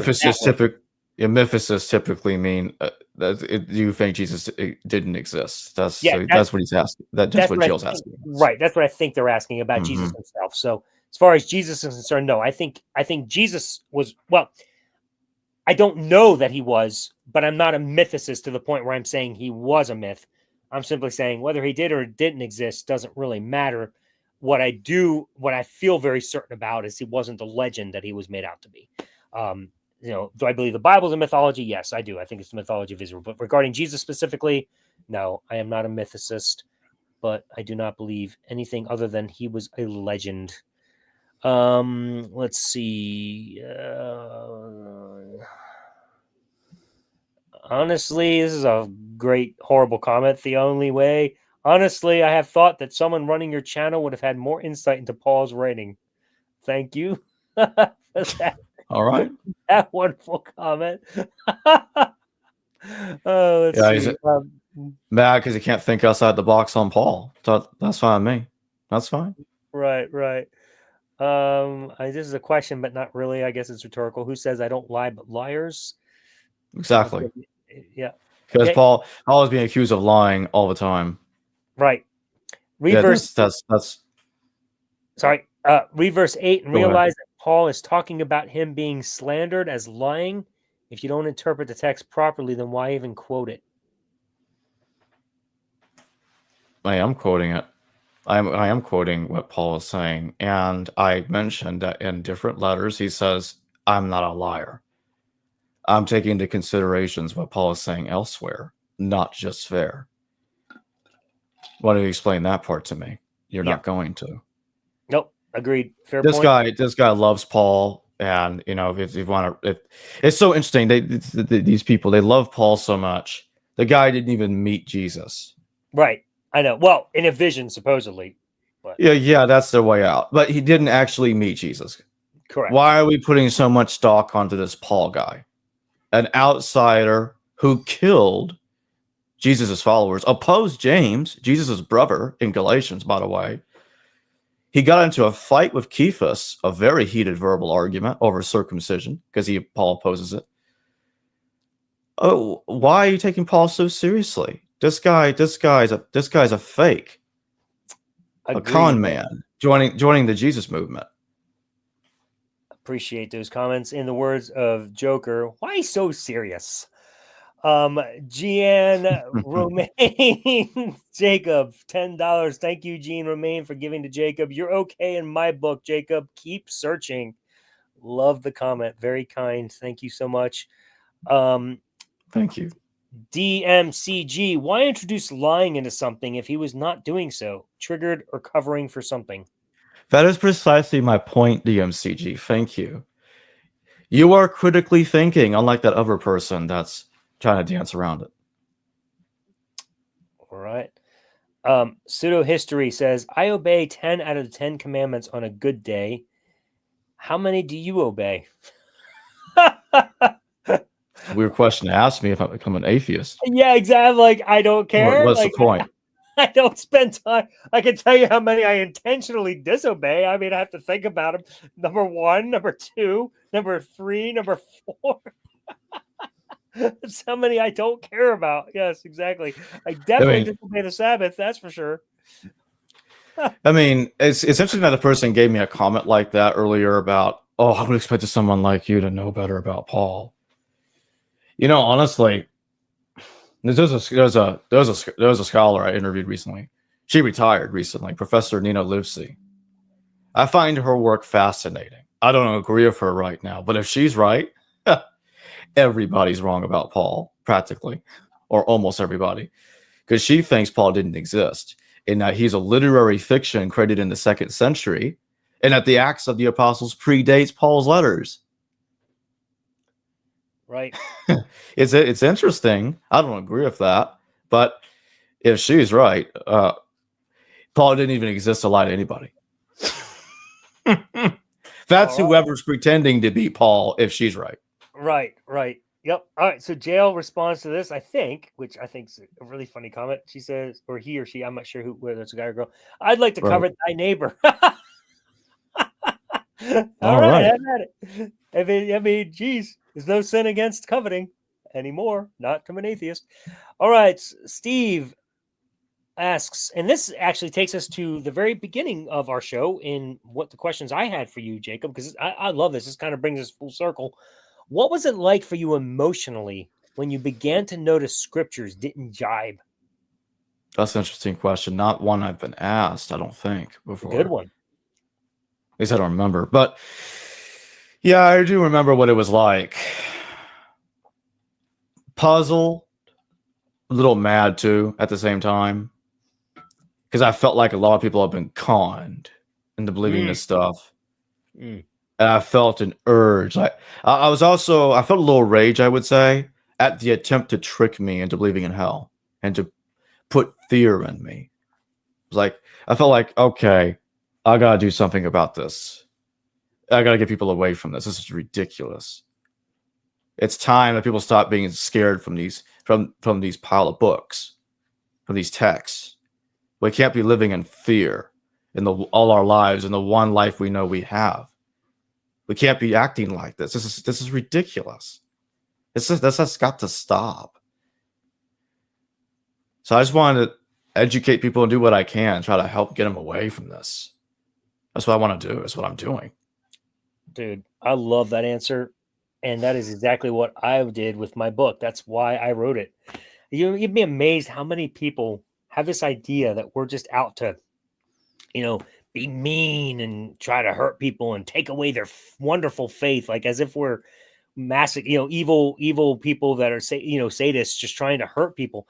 That's not what we're doing. Like, it's because we realize something here that is, real to life, and it's great freedom. We're trying to help, not hurt people. It's hard to communicate that. I have a cat. Well, it's not mine. It's our daughter's. She has a cat, but it's kind of a family cat in some ways. But we used to open the outdoor back door for her, and she used to go out. But we realized she can only go out when we're there to help her go out. She's a cat, so we want her to be able to go out and be free. So we inserted a cat door. She can't figure out the cat door. We're trying. We have to push her through it. We're trying to train her to push this thing open with her head. She won't go through it on her own. For some reason, there's just this huge resistance. Maybe she has a fear of it. Who knows? I can't figure it out, but it's not even hard. Like, she'll open doors in our house all the time, but she won't go through this door. It's bizarre. Interesting. And I look at her, and it's almost like you get the vibe that she thinks we're trying to take away her freedom by not opening the door for her, when in fact we've given her more freedom by inserting this door. Well, that would definitely mean the fear part's true, because that would be an aspect of fear. Yeah. Oh, absolutely. And I think that's what we're facing when it comes to Christians who have embedded faith into their life. There's a great fear in considering an alternative door like this, that's like, you can't fathom that an atheists like us can possibly be trying to help, when in fact we're providing you freedom. You just got to not think so evil about us like the cat might. That's not what we're doing. We're not here to hurt. We're actually trying to help you.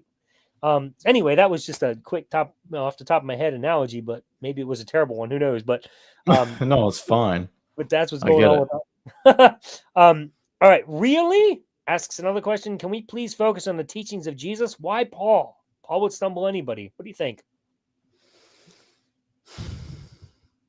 I mean, I think I did answer this question earlier. I mean, Paul's an outsider. His teachings of Jesus shouldn't be important.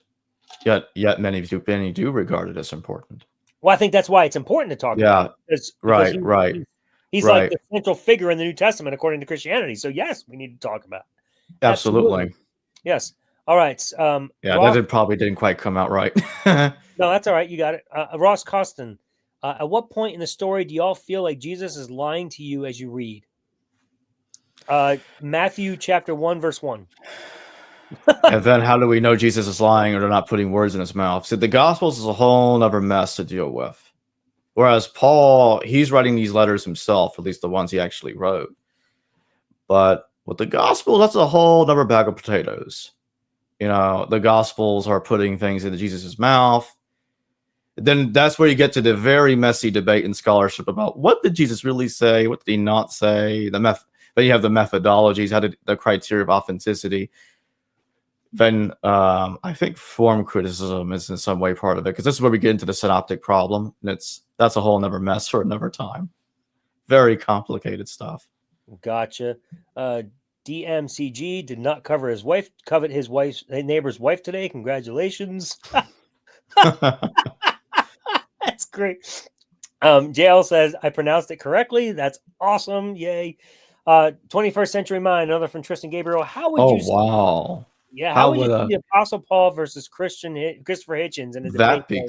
That'd be a very interesting debate. Bro, that would be. Wow. That'd be weird. in a good way. Yeah, that could be fun. What do you think? Yeah, maybe we can maybe the Terminator from the movies can bring Hitchens in a little time machine back to the first century to go see the Apostle Paul instead of have that debate happen. I guess we can thank the universe that Hitchens is gone before this question came out. That helps us out quite a bit. Actually, come to think of it, the Apostle Paul's been gone too. So I guess that answer didn't make any sense. I don't know. I guess if I were to imagine how fun this would be, let me think. Christopher Hitchens versus Apostle Paul. I mean, I'm going to roll with Hitchens, of course. Right. And I think what Hitchens would do, I think he would basically unravel Paul's delusion that he actually had a vision of Jesus. That would be where I'd go with it, because if in fact we're going to roll with what the text teaches, that Paul had an actual vision and that he produced his whole, Christianity out of it, like I would actually venture to say that Hitchens would find a way to say, hey, dude, you're delusional. That didn't happen. That would be my take. And I think he'd be very effective in doing that. Do you have any other thoughts on that? Nope. And, some people out there these days don't understand what a joke is. I'm like, I was just joking about what I was saying earlier. But go ahead, Alan. No, you're fine. All right. So the next one, this is going to be interesting, from Bertha Moy. ¿Puedo citar las palabras de tu presentación en páginas hechas en español? No son mis páginas. No, yo solo soy miembro de los grupos. Muchos de nosotros entendemos inglés. Saludos. Yeah, you ready to answer that? What did he say? I have no idea. No idea. Sorry, Bertha. Look, here's a funny story. So, Bertha, just for you, I'm sorry. You may not even understand me here. I hope you do. But so I grew up in a mixed Russian Spanish home. My mom's from Argentina. My dad's from Russia. Growing up, I knew both Russian and Spanish fluently. I could have read this in an instant and translated it. But I have been so out of it. I'm sad to say I don't know either language anymore. Completely forgotten it. I mean, I know a few phrases like, ¿Dónde está la baña? And, ¿Cómo está usted? And things like that, and I can read it because, and I can read it with the accent like I did. Like, that's no problem. And I probably butchered a couple of words, but for the most part, I can read, but I don't necessarily know every word. So unfortunately, I don't know particularly what you asked, and I apologize. I see Puedo, can you elaborate, I think, on the presentation on the pages in Spanish? I don't know the pages. Yeah.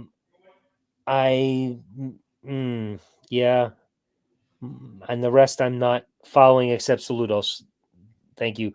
Or hi, or thank you, or congratulations, whatever, something like that. So no, I apologize. I wish we could help. I really wanted to, but I cannot translate it.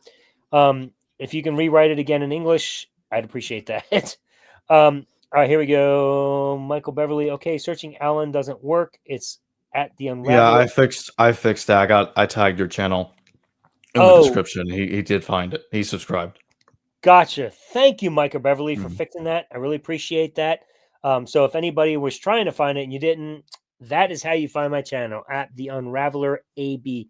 It stands for Alan Bondar at the end there. That's my name. So if that helps, please subscribe. Thank you. As we said earlier, Jesus would do it. So be like Jesus.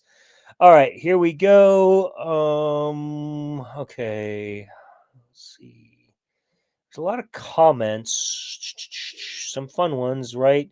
Jacob, Paul was a master of reinvention, a Jew to the Jew, and a Roman to a Roman. Precisely. Paul says, to Back to that. to a Jew, I'm a Jew. To Greeks, I'm a Greek. And to this person, to those I follow the law, I follow the law. To those I don't follow the law, I don't follow the law. So the guy is like a revolving door. Oh, I'll blow up the wind. I'll go with the wind. I'll believe what those people believe. I'll believe what those people believe. And that does require lying. Literally, you're lying about your views. Because you can't agree with everybody on everything at the same time. But that's what Paul will do. He'll obfuscate, lie, pretend he agrees with somebody else, try to bring him into his fold. And that's why I was saying in Romans 3, he said, through my falsehood, I bring glory to God. You see? It all comes together. Right. Thank you, DMCG. Venus Craig says predestination is in Torah. Everything Paul says is established. Paul uses scripture to weave his life. Thoughts on that?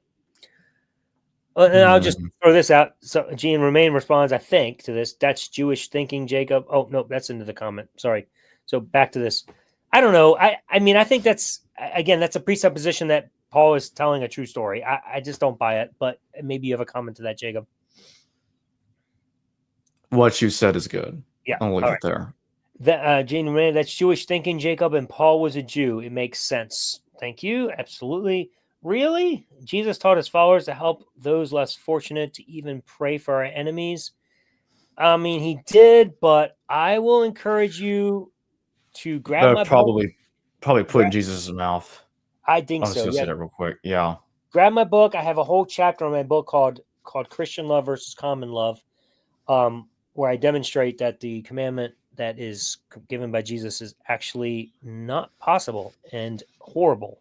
I know that sounds terrible right now because, well, I haven't made my case, but I make the case in the book. So grab How to Kill God the Easy Way. I encourage you to do that. Let's see. Abdullah Hashem is lying. Yes or no? No idea what that's about. I don't know. No idea. No idea. Hashem means the name in Hebrew. It's another way of expressing God. Because some people so Jews will substitute Yahweh for either Adonai, the Lord, or my Lord, or they'll substitute it with Hashem instead, which just means the name. Hashem name. So but I don't know what's going on here because he put Abdullah Hashem. So I don't even know if he's really talking. I don't know. He's expanding on this in the chat. Okay. He's a newcomer. I think that's what did he say comer? Okay. He's a newcomer. Google the name. Okay. I don't know what he has to do with this discussion. I don't know who that person is, so I can't answer the question.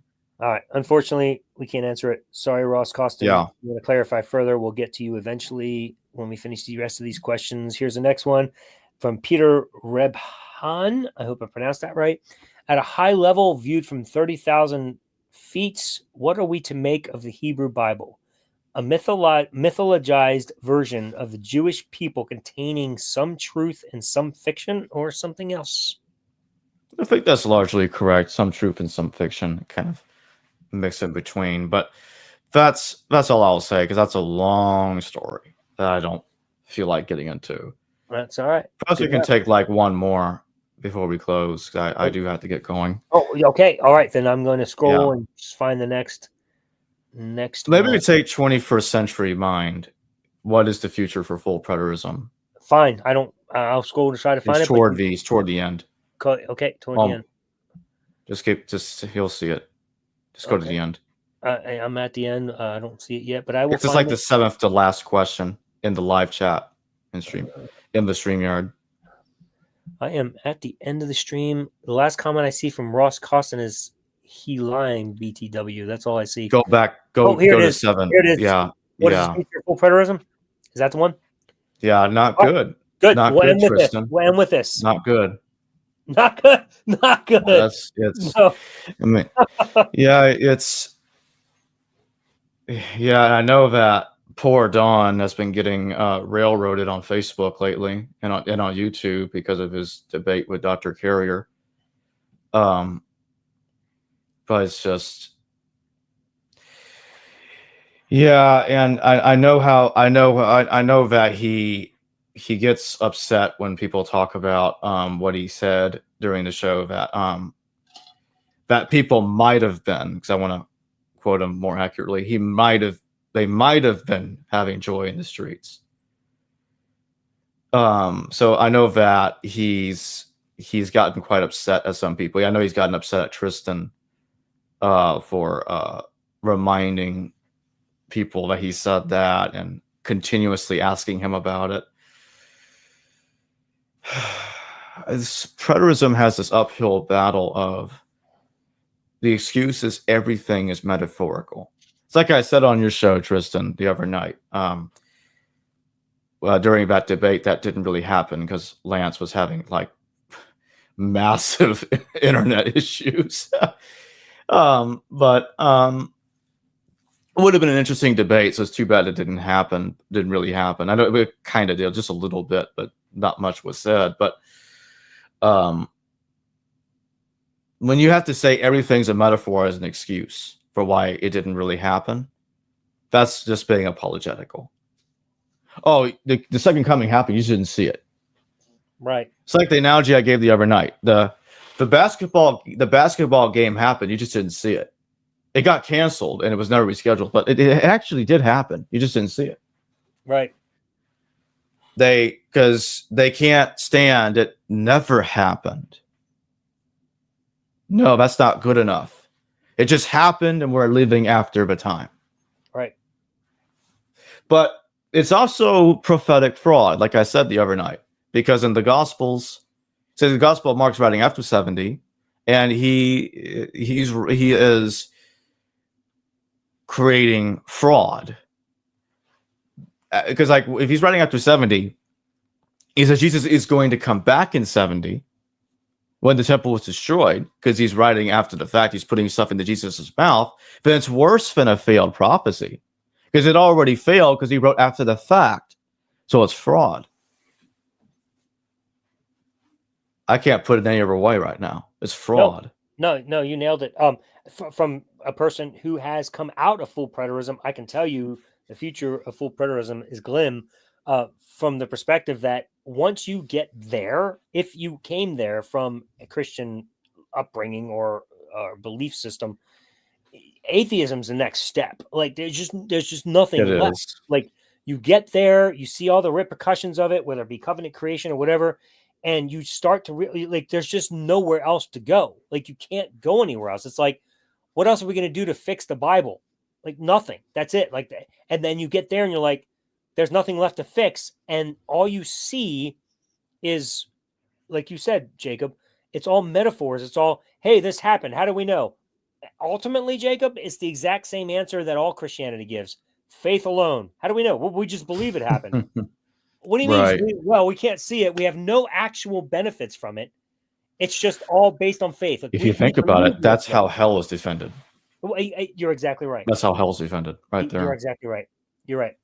So that's when it starts. That's when the ship sinks. It all falls apart. Yep. That's the end of the line. Full preterism. So, so yeah, there's no future for it. In fact, full preterism is the reason I believe Christianity has no future in general. It will eventually all crumble, and it may not happen in our generation. I wish it would, because I would love to see the end of theism and the rise of humanism. But it may not happen in our generation. Yeah, it's definitely time for that, and I know that it can happen. And I know that and I write about this in my book, but the more theism dies, the more theism dies, the more humanism will rise. And that is an absolute truth. Theism is robbing the world of really and truly growing, expanding, and becoming its strongest self. So yeah, I'm grateful to full preterism for that perspective. It truly will be the end of Christianity in the long run. So that's where we are. And that ends our show. Jacob, thank you for being here. Do you have any last comments you would like to share before we end the show? No, I don't have anything further to say. I'll just remind everybody that my YouTube channel is called History Valley. Yeah, and I have a link to it in the description. I'm also going to add, after this thing finishes publishing, after the live show has ended, any links you send to me. But right now already, the History Valley link is posted, so you can subscribe. And also the episode that I did with Jacob on his channel, I encourage you to watch that. That's linked there as well. I appreciate you guys watching. This has been so much fun. I learned so much. I hope you learned a lot as well. And if you wish to help support the Unraveler show so that we can continue to provide awesome material like this on a regular basis, links are below as well for you to be able to support what I'm doing here. And please subscribe. Other than that, we will see you again very soon. Jacob, my friend, have an awesome night. You too. Thank you for having me.